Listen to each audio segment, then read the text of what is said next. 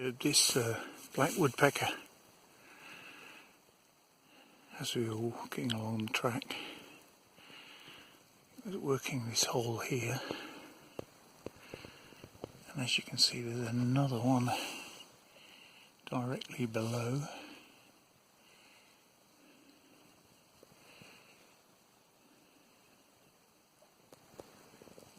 And there's even the start of a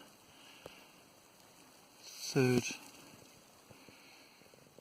and fourth hole. That's the third,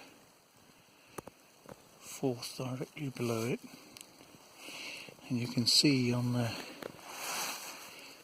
ground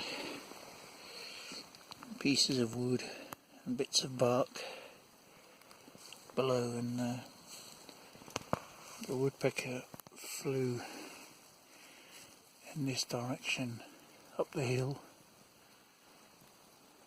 over there, but I'm sure as soon as we've moved on, the black woodpecker will be back.